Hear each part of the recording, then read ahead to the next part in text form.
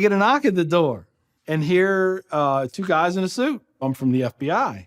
The first thing I have to say is, what took you guys so long? I told them the truth. I was going to make my own IED, and I was going to set across the Islamic Center over in a bank's parking lot, and I was going to dial it in and just watch the show. Growing up, I saw a movie, and it was Rambo. Rambo was tough, respected. He had intestinal fortitude. I said, that's what I want to do. I went off and joined the Marine Corps. I wanted the action. The first time I got shot at, I remember looking at my watch and I says, man, this time last year I was in English class. I fought several times in the Middle East, Desert Shield, Desert Storm, South America, Philippines, Somalia. I think the worst things that I have seen is dead children. I had to suck it up. I had to be there for my guys. Each one of those teardrops stands for a confirmed kill. I stopped adding after 26. Where I was taught, Marine Corps, just own it and then let it go. But there comes a time when there's too much of that and you can't turn it off anymore. I want you to give me a window into your state of mind at that time.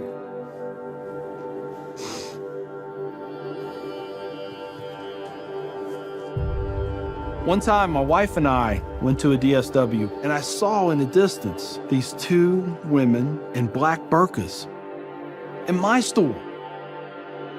I cried as I prayed for enough strength to go over there and break both their necks.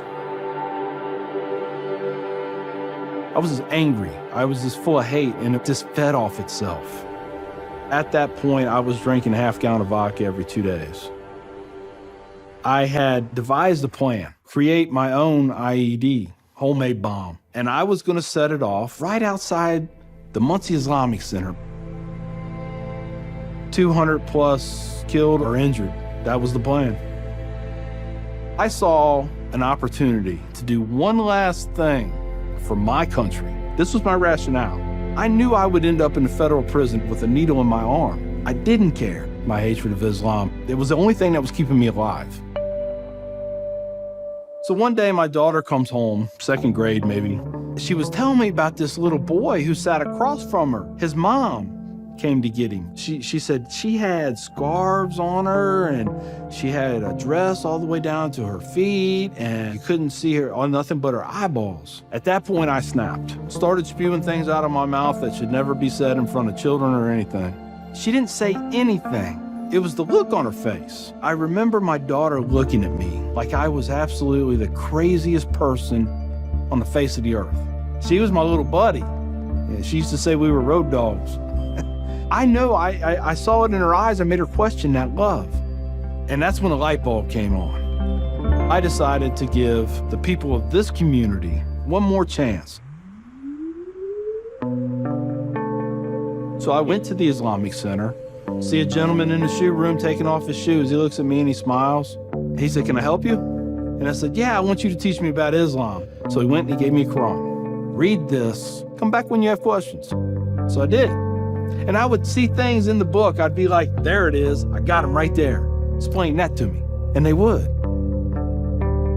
This was a kind of awakening.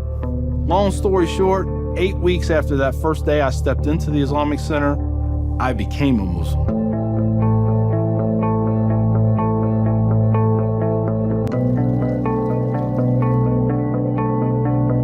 I'm a Muslim, a veteran, and a proud American. I had learned that I was completely wrong about everything that I felt. You know, Judaism had a message, Christianity had a message, Islam had a message. Funny thing is, though, it was the same message. It was about peace, and it was about love. Please join me in welcoming Mr. McKinney. My big thing is now to stop the hate. Nothing good has ever come out of hatred. I've done too many things. I've hurt a lot of people. I have to live with that. But if I can stop somebody else on the path of non-forgiveness, I won.